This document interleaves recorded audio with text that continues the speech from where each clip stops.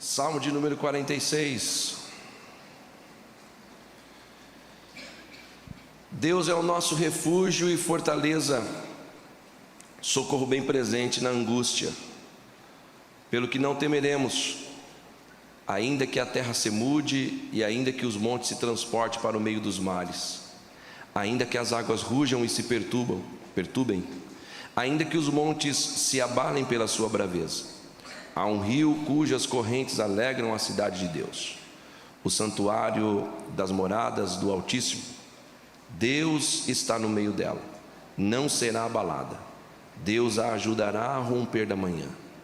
As nações se embraveceram, os reinos se moveram. Ele levantou a sua voz e a terra se derreteu. O Senhor dos exércitos está conosco, o Deus de Jacó é o nosso refúgio. Vinde contemplai as obras do Senhor, que desolações tem feito na terra. Ele faz cessar as guerras até o fim da terra. Quebra o arco e corta a lança, queima os carros no fogo. Aquietai-vos e sabei que eu sou Deus. Serei exaltado entre as nações, serei exaltado sobre a terra. O Senhor dos exércitos está conosco, o Deus de Jacó é o nosso refúgio. E eu digo amém. Qual é o seu refúgio? Qual tem sido o seu refúgio? Em um tempo de buscas constantes para se refugiar, Deus me atraiu para esse texto sagrado, para te fazer esta pergunta: qual é o seu refúgio? Onde você tem se refugiado? Chegamos em um tempo onde muitas possibilidades de se refugiar são oferecidas. Nós vemos que de uma série de TV até uma vida de apostas online acabou sendo um lugar de refúgio para as pessoas. Refúgios diversos.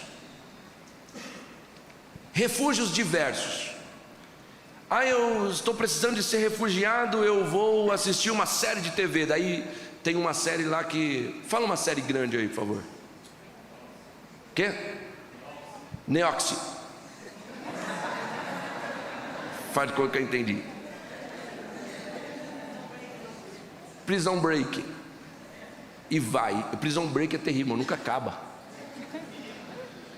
Me dava gastura quando eu comecei a assistir Prison Break. Na hora que o cara estava saindo da cadeia, voltava. Porque a gente quer ver o cara sair e ele volta. E ele sai e ele volta. E eu falei, não consigo mais. Então, mas pessoas conseguem se refugiar ali.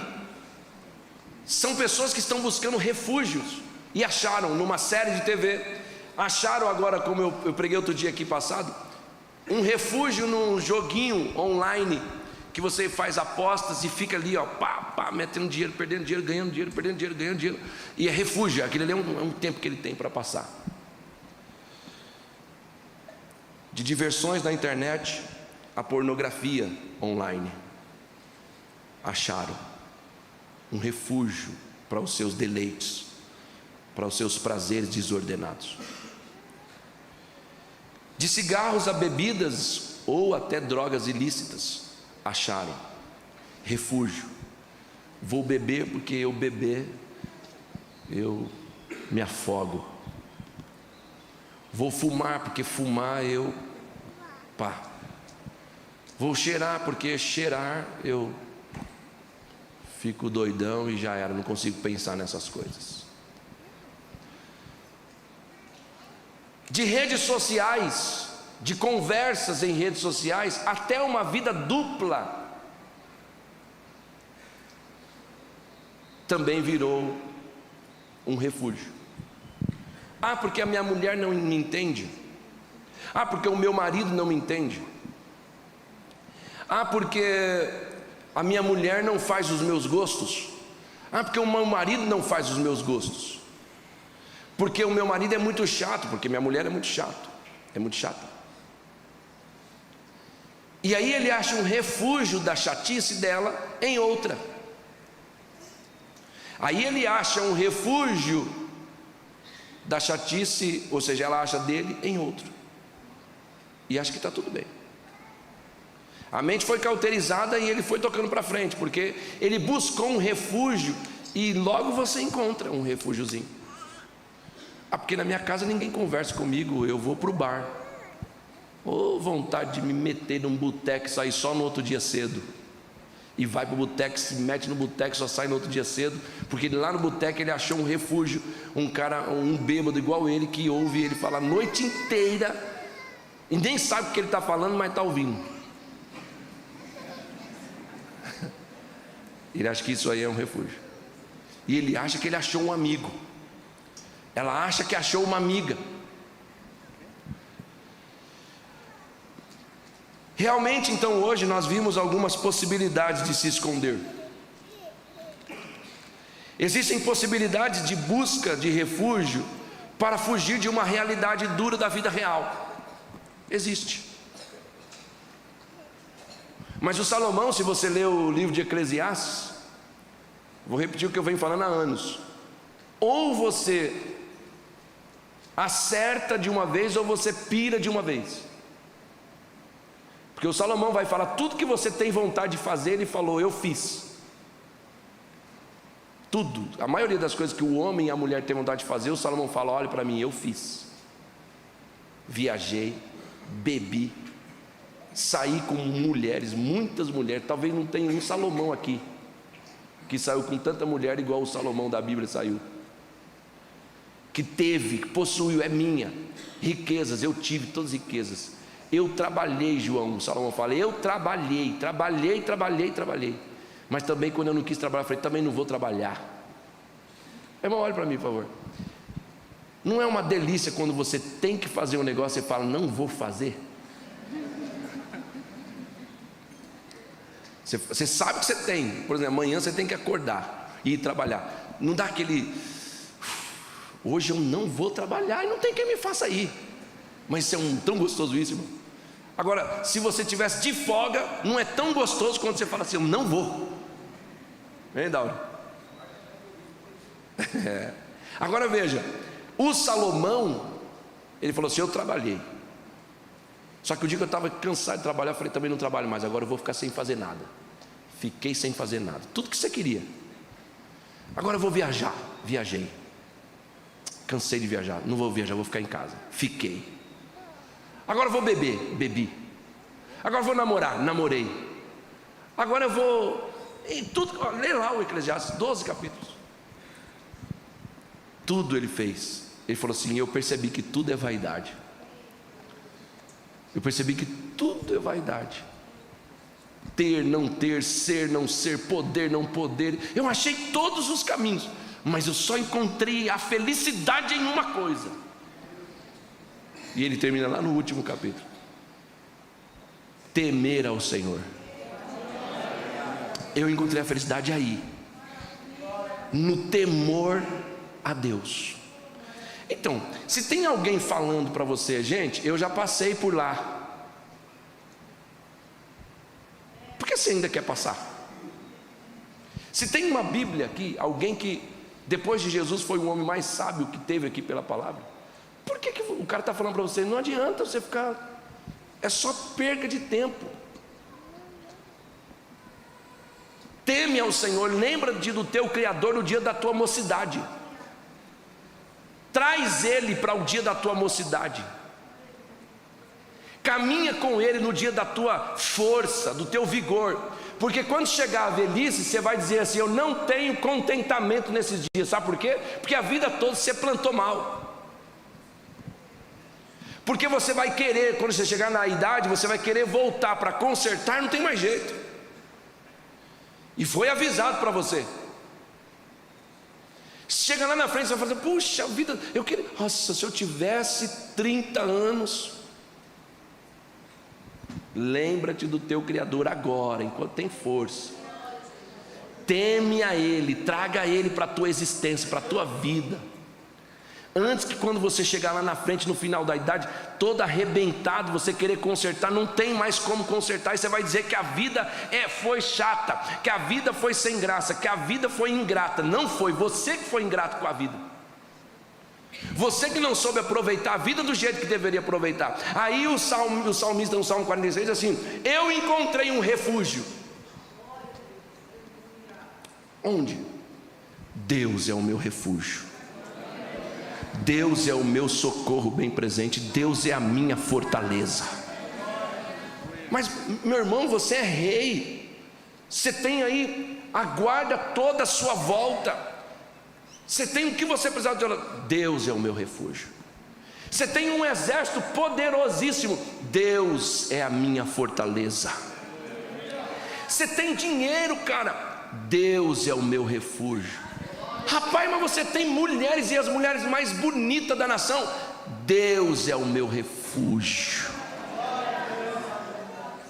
Quem está comigo? Hoje eu gostaria de falar sobre a possibilidade de refúgios que a Bíblia apresenta a homens. A Bíblia apresenta. Assim como eu, você também caminha por uma vida, e esta vida a gente busca refúgio. Então preste bem atenção nas possibilidades que a Bíblia dá sobre lugares de refúgio. Primeiro, a Bíblia fala que Deus preparou uma cidade de refúgio para os inocentes. É, pastor? É. Coloque na tela, que você quiser acompanhar na sua Bíblia, por favor. Números capítulo 35, versículo 10. Ricardo: fala aos filhos de Israel e dize-lhes: quando passares o Jordão, a terra de Canaã, fazei com que vos estejam à mão cidades que vos sirvam de cidade de refúgio, para que ali se acolha o homicida que ferir alguma alma por erro. Vai até o 15, tá? E estas cidades vos serão por refúgio do vingador de sangue, para que o homicida não morra, até que esteja perante a congregação no juízo. E das cidades que deres, haverá 6 cidades de refúgio para vós. 3 dessas cidades darei daquém do Jordão, e 3 dessas cidades dareis na terra de Canaã. Cidade de refúgio serão. Serão de refúgio estas 6 cidades para os filhos de Israel, e para estrangeiro, e para o que se hospedar no meio deles, para que ali se acolha aquele que ferir alguma pessoa por erro. Esses espaços seriam oferecidos para assassinos involuntários, pessoas que mataram alguém, tiraram a vida de outros sem culpa. Pela lei, a família, você vê no texto que a Bíblia fala sobre um vingador de sangue. Então, pela lei da época, qualquer família podia ter um vingador, podia ter um matador de aluguel, uma espécie de matador de aluguel. Quem está comigo? Tem crente aqui que está falando: porque eu não nasci naquela época? Fica quieto, varão, você não é crente não. Podia ter um vingador de sangue. Eu tenho aqui o meu matador de aluguel. Tem um nome que chama. Quê? Jagunço também, mas tem outro. Pistoleiro, tem outro. Não, chega. Tem um outro aí que chama. Israel não é. Pela lei, então, eles tinham direito a um vingador de sangue. Se alguém fizesse mal para a família, matasse algum deles, deveria ser morto por esse vingador de sangue.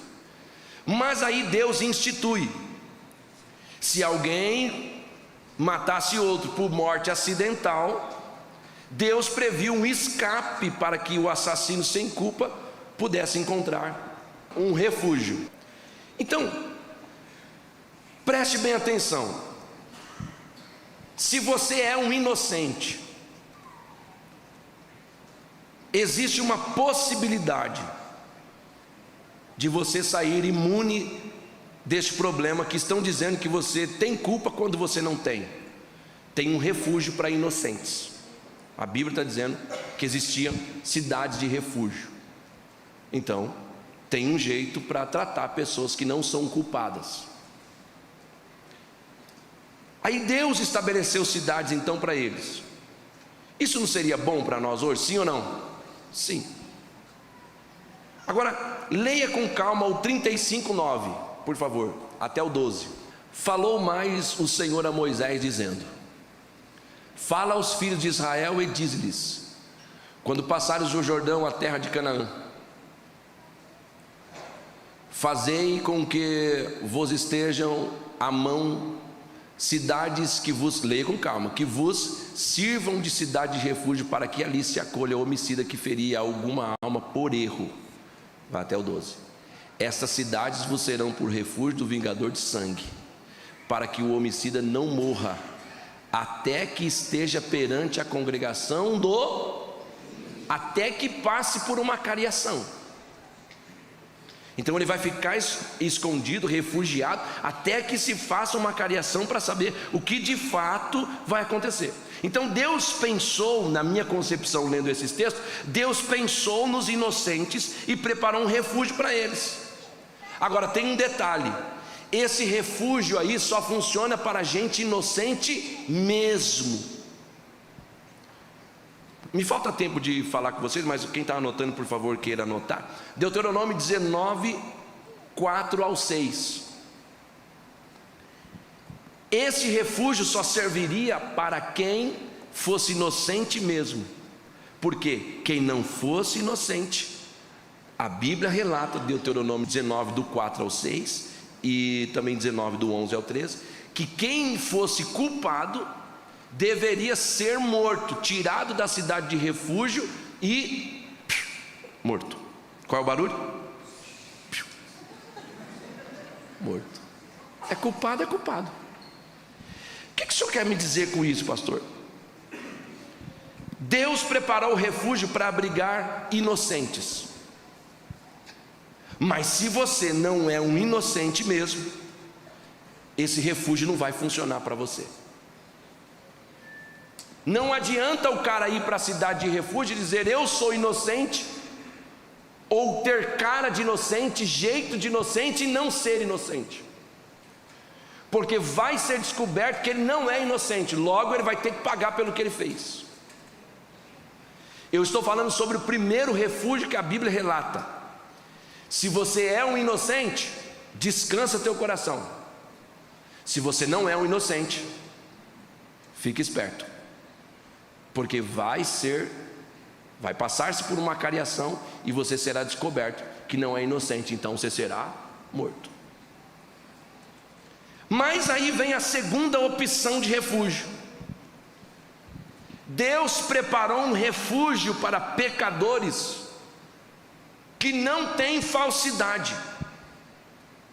Pecadores sem falsidade, pecadores que jogam limpo. Nunca vi isso, pastor, então vamos. Se o primeiro abrigo não cabe você, porque você não é tão santo assim, então empreste-me sua atenção e entenda isso. Eu quero te mostrar a possibilidade de você se refugiar, mesmo que você tenha culpa. Existe uma possibilidade de vida se você estiver no altar de Deus. Mesmo que você tenha culpa, existe uma possibilidade de você se refugiar no altar de Deus. Onde está essa possibilidade? Esse foi o caso que aconteceu com Adonias, o filho de Davi. Preste-me aqui atenção, eu vou explicar rápido, não dá tempo de citar textos. O Adonias, quando ele viu que o pai dele estava velho, quase para morrer, ele vai e se declara rei de Israel. Ele era bonito, formoso, cheio de pompas, e ele vai lá e se declara rei. Todo mundo começa a clamá-lo rei. Aí a Betseba descobre, a mãe de Salomão descobre que o Adonias se intitulou rei e está andando por lá e pregoando que ele é rei. Aí ela vai e entra no quarto do Davi e fala: Davi, você prometeu que quem seria rei no teu lugar era o nosso filho Salomão. Ele diz: pois é, mas está de pé isso. Pois é, mas o teu filho Adonias já está declarando que ele é rei. Aí o Davi disse: não, chama aqui o Salomão, chama aqui o profeta Natã. Chamou o profeta, chamou todo mundo e declarou rei o Salomão. O Salomão sai dali rei, e o Adonias sabia que ele não tinha sido declarado coisa nenhuma, a não ser por ele mesmo. O Salomão sai dali e diz assim: o profeta grita para todo mundo espalha a notícia que o rei agora é o Salomão. Depois de Davi é o Salomão. O Adonias fica perdido, fica com medo. Aí ele sabe que ele cometeu um pecado, cometeu um erro. O que ele faz? Ele descobre que o irmão dele é rei, e o irmão dele poderia matá-lo por causa disso. E ele sabia então que ele tinha culpa. Sabe o que a Bíblia diz que ele faz? Ele corre para o templo e pega no altar, porque ele sabia que se ele se apegasse no altar do Senhor, ele estava imune de qualquer coisa. Ele assumia que se ele chegar diante do altar, mesmo culpado, o Senhor teria misericórdia dele, e aqueles a quem devia a ele, ou a ele devia, ou seja, ele devia a alguém, aqueles quem ele devia, iria perdoá-lo, porque ele estava segurando no altar. E aí quando Salomão descobre e manda buscá-lo, quando encontra o Adonias está agarrado no altar. E a Bíblia diz que o Adonias agarrado no altar, o Salomão perdoa ele. Diz: tá bom, você está livre. Você é um culpado, mas você recorreu ao refúgio que é o altar de Deus. Você é um culpado, mas tem um refúgio para você. Qual é, pastor? O altar de Deus. Não, eu não estou falando para os inocentes apenas. Se você for um inocente, tem a cidade de refúgio. Só que se você for mentir que é um inocente, você será descoberto. Mas o segundo já ajuda mais um pouco. Se você é um culpado mesmo, de fato, de direito, e assumiu que é, correu para o altar e se apegou, Deus tem misericórdia, porque você está diante do altar dele. E Deus pode perdoar e fazer com que você entenda: aqui tem um refúgio para mim. O mesmo acontece na minha e na sua vida. Alguém já te acusou de algo que você não fez? Sim ou não? Dói ou não dói? Dói.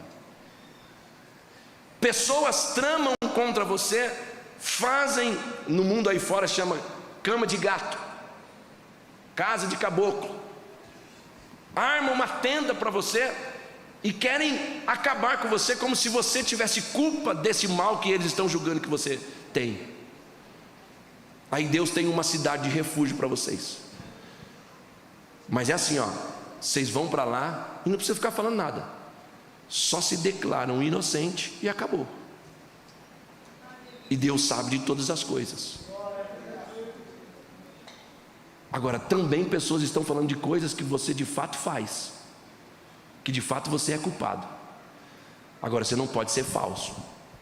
Você tem que dizer: é verdade, deixa eu correr para o altar, porque eu tenho culpa nesse negócio mesmo. E no altar, Deus terá misericórdia de mim. Adonias faz isso, se refugia lá no tabernáculo, se agarra no altar para não ser morto. Aí na sequência Salomão lhe concede um induto e poupa a vida dele. O que isso significa? Significa então que existe outro lugar que você pode ter segurança. E esse lugar que você se segura é o altar de Deus, é no templo de Deus. Agora, eu recomendo que você procure o altar, se agarre no altar, se abrigue no tabernáculo de Deus, corra para o altar e segure bem as pontas do altar. Você estará seguro e na presença de Deus. Mas tem um problema. Pergunte-me qual. É preciso ser sincero quanto a isso. Por quê, pastor? Porque o altar não comporta pecadores que agem com falsidade. Por isso Adonias morreu alguns dias depois. Ele foi poupado quando ele pegou no altar, mas lá na frente ele é um falso. Ele tenta enganar o irmão dele mais uma vez, e o irmão dele não poupa ele. E a Bíblia relata que o Salomão não adianta, não tem para onde correr, não tem o que fazer. 1 dos Reis, capítulo 2, versículo 13 a seguir, o Salomão vai lá e mata Adonias. Por quê? Porque ele foi um pecador, que tinha culpa, assumiu que tinha culpa, mas ele foi falso. Deus não tem compromisso com gente que trata com falsidade. Alguém aqui já lidou com gente falsa? Faz assim, ó. Misericórdia, pessoal. Pastor, como é duro lidar com gente falsa. Irmão, eu já estou calejado. Gente que come na minha casa, comeu na minha casa, gente que me chamou de amor, gente que beijou meu ombro, gente que beijou meu rosto. Ué, mas Jesus beijaram o rosto também. Então fica tranquilo. Mas a coisa chata, coisa dura de ver. E é engraçado que às vezes tem falso, que a família dele toda sabe que ele é falso. Olha que coisa feia. Por exemplo, está ele e a família. E a família sabe que ele fala mal de mim. Mas quando se reúne, ele está do meu lado. Então, pastor, como fica a cara dos filhos, das filhas, da mulher, olhando para a cara do falso? Rapaz, mas você fala o tempo todo mal desse homem, e agora você está abraçando esse homem, você está dizendo que esse homem é uma bênção para você. Irmão, tem falso que não tem nem vergonha na cara. Quem está comigo? Seja um pouquinho homem, pelo menos um pouquinho homem. Agora, se você ser falso e deixar todo mundo da sua casa saber que você é um falso, fica pior. Porque a maioria daqui as pessoas não sabe. Quem sabe aqui quem é falso? Não precisa falar. A gente não sabe, né, pastor Isaac? A gente não sabe. A gente só imagina, mas não tem certeza. Então, se a gente tem certeza, a gente não fala. Agora, a tua mulher sabe. O teu marido sabe que a senhora é falsa, que dói. Teu marido sabe, menino, você manda um áudio lá e fala assim: ai menina, então, eu senti tanto falta de você. E o marido está do lado dizendo: meu Deus.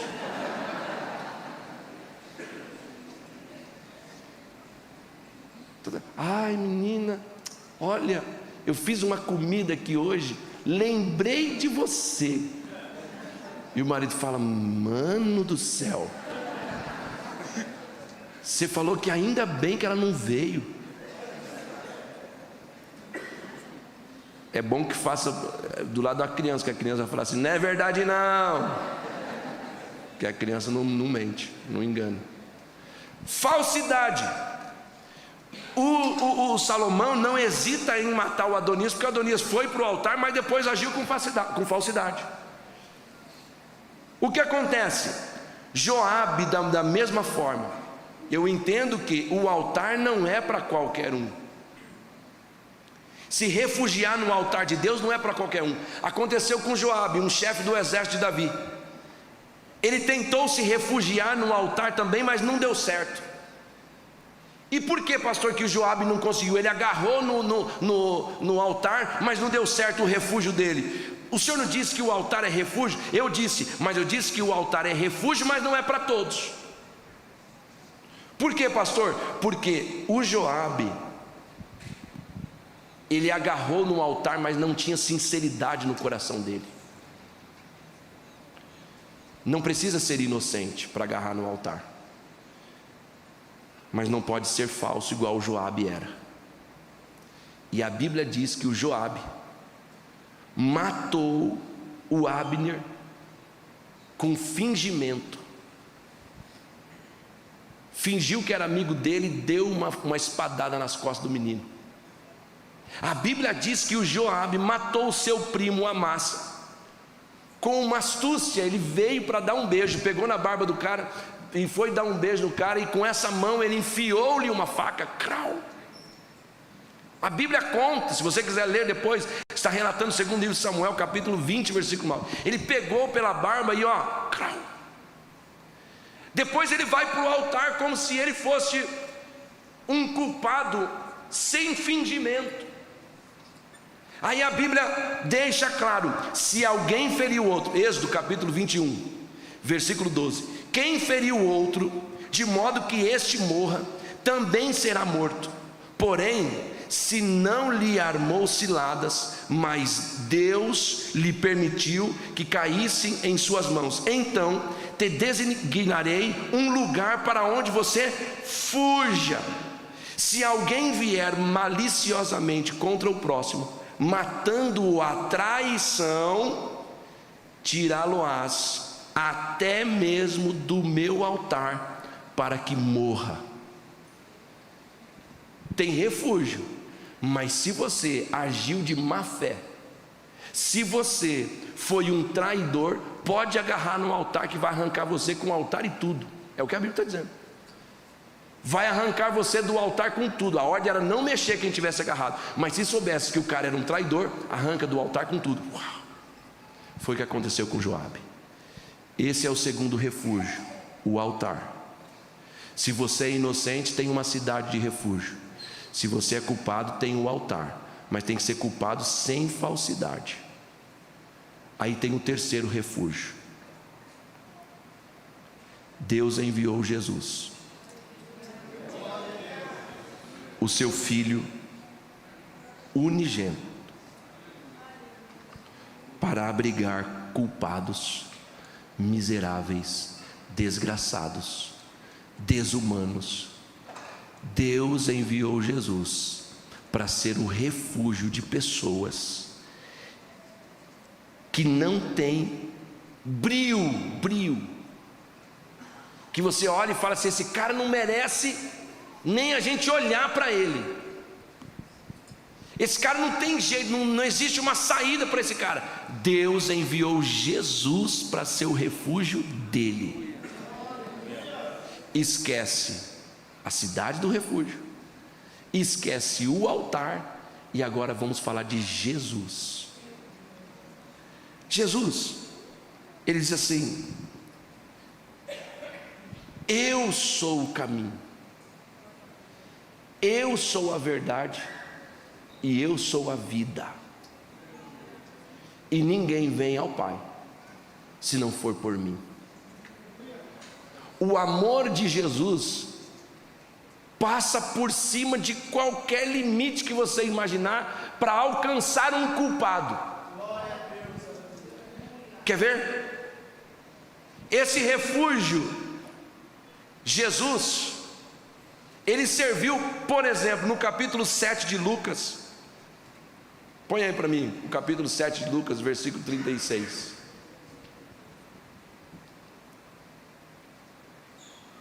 E rogou-lhe um dos fariseus que comesse com ele, e entrando ele em casa do fariseu, assentou-se à mesa.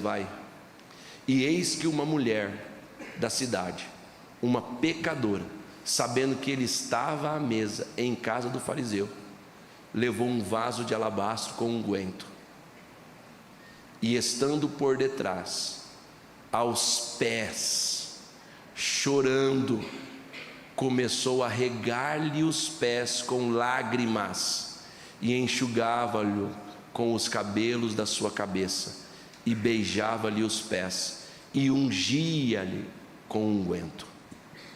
Essa mulher, ela sabia que ela tinha pecado, ela sabia que ela era miserável, ela sabia que ela era culpada de tudo, mas ela viu que Jesus estava dentro de uma casa. Ela disse: é agora, encontrei um refúgio. Onde? Nos pés de Cristo. Não é um altar, não é uma cidade de refúgio, é uma pessoa. Encontrei um refúgio com todos os meus pecados. Onde? Nos pés de Cristo. Um homem que foi crucificado, e para ser crucificado o crime tinha que ser horrendo.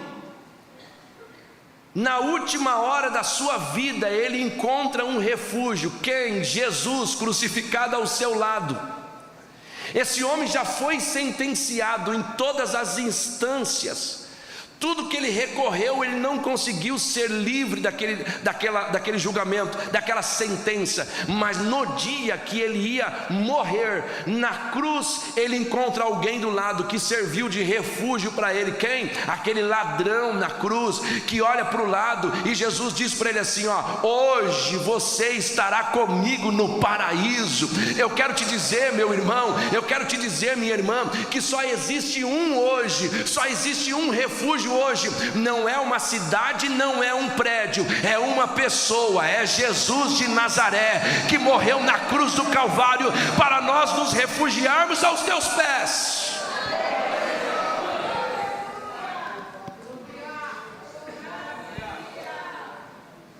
A mulher adúltera, não levaram ela para um prédio, Dagos, não levaram ela para um prédio, pastor Isaac, Joel, não levaram ela para um altar. A mulher adúltera, cara, levaram ela para os pés de Jesus. Porque se tivesse levado ela para uma cidade de refúgio, o que ia acontecer? Quem entendeu a mensagem? Se levasse ela para a cidade de refúgio, e se ela estivesse no altar? Morrer também. Mas levaram ela para os pés de Jesus, pegaram ela pela mão, chegaram e jogaram ela nos pés de Jesus. Jogaram ela nos pés de Jesus, o melhor dos melhores refúgios na terra, os pés de Jesus. Está vendo essa mulher? Está vendo essa mulher? E Jesus está ali. Estou vendo essa mulher. Pela lei de Moisés, ela foi pega em adultério, ela tem que ser morta, ela tem que ser apedrejada. Jesus está ouvindo e ela está ali, chorando, prestes a morrer, porque ela sabe que ela ia morrer mesmo. Jesus olha para eles: quem de vocês não tem pecado? Atire a primeira pedra. E abaixou a cabeça e continuou fazendo o que ele estava fazendo. E ela olha assustada para um, para outro. Ela está no melhor refúgio da terra. Jesus não xingou, Jesus não partiu para cima dos algozes, Jesus não fez uma barreira humana, Jesus não falou: atira a pedra em mim. Jesus não falou, só disse: quem de vocês não tem, atira. Quem de vocês não é igual a ela, atira. Mas naquele lugar ali poderia ter alguém que tivesse pecado, mas os pecados todos diferentes dela. Se ele chegasse e falasse assim: quem de vocês não tem adultério, atira a primeira pedra, ela ia tomar uma pedrada ou não iria? Iria, porque tinha gente ali que não tinha adultério. Mas Jesus rapidamente pensou: opa, falei ontem para um irmão, ontem o irmão me questionou sobre pecadinho e pecadão. Eu disse: existe. Olha a cara de vocês assustados. Existe. É, pastor, não sabia. É, Jesus falou que existe. Quando Pilatos interrogou ele, ele disse para Pilatos assim: você tem pecado, Pilatos, mas o cara que me entregou para você tem pecado maior que o teu. Então existe um pecado maior que o outro. Mas o que isso muda, pastor? Isso muda aqui, tanto o pecadinho quanto o pecadão te impede de entrar no céu. E qual a diferença do pecadinho para o pecadão? As consequências. A consequência do pecadinho é menor do que a do pecadão. Pegaram? Pegaram mesmo? É igual o crime. Quem comete um furto paga igual o que comete um assalto à mão armada? Paga? Não. Então a consequência de quem assalta à mão armada é maior do que quem furta. Então o pecadinho, o pecadão, essa é a diferença. Você tem consequências maiores no pecado que escandaliza, no pecado moral, no pecado na carne, no pecado que é para a morte. Você tem consequência maior. Só que o mentiroso e o adúltero não herdarão o reino do céu do mesmo jeito. Ficou claro para vocês? Quem come demais, quem bebe, quem mente, quem faz contenda, quem fofoca e quem adultera. Aqui está, Peterson. Jesus coloca tudo no mesmo pacote, Guto. Fala assim: quem aqui não tem adultério, atira a primeira pedra. Não, ele fala: quem não tem, ali tinha mentiroso, ali tinha contendeiro, ali tinha religioso. Todo mundo soltou a pedra. Ele diz assim: cadê os que queriam te matar? Ela olhou assim: porque eu sou o teu refúgio e a tua fortaleza, porque eu sou o teu socorro na hora da angústia.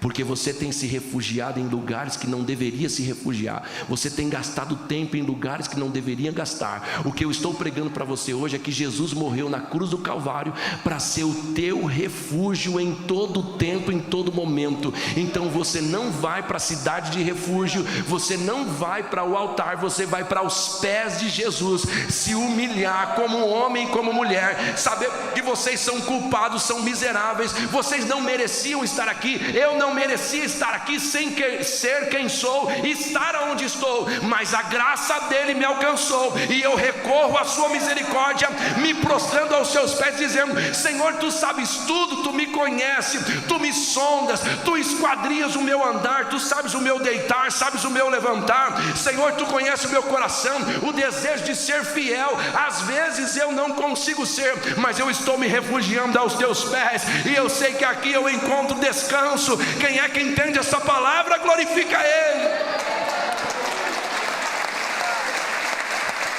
Aleluia. O jovem gadareno encontrou refúgio nos pés de Jesus. O diabo cirandou, tentou de tudo, acabou com a vida dele, mas ele falou: já sei onde eu tenho refúgio, nos pés de Cristo. Pode ver que o texto diz, Marcos 5, que ele se prostrou nos pés de Jesus, e ele foi liberto daquela caça de demônios. Eu termino te dizendo que o João diz assim: filhinhos, o João, o cara que colocou a cabeça no peito de Cristo, ele diz assim: filhinhos, não pequem. A ordem é não pecar, mas se vocês pecarem, vocês têm um advogado. Aleluia. E o advogado de vocês é Jesus. Quem está entendendo o que Deus está falando? Filhinhos, não errem, mas se vocês errarem, não procurem ajuda de homens, procure os pés de Cristo. Se vocês errarem, não chamem pessoas para o lado de vocês, para as pessoas te defenderem, não, porque pessoas vêm e vão, pessoas podem te enganar, pessoas podem te frustrar. Não, a ordem dele é: não chamem pessoas, não façam reuniões a fim de que te defendam. Não, vá para os pés daquele que te entende, que te conhece, que sabe tudo, que estava com você no dia que você errou, que estava com você no dia que você projetou o erro, que estava com você desde o início de tudo. Então não vá para as rodas pedir que as pessoas falem por você. Fique tranquilo, vá para os pés de Cristo, porque Ele te conhece por dentro e por fora, e Ele diz para você: eu sou o teu refúgio e a tua fortaleza.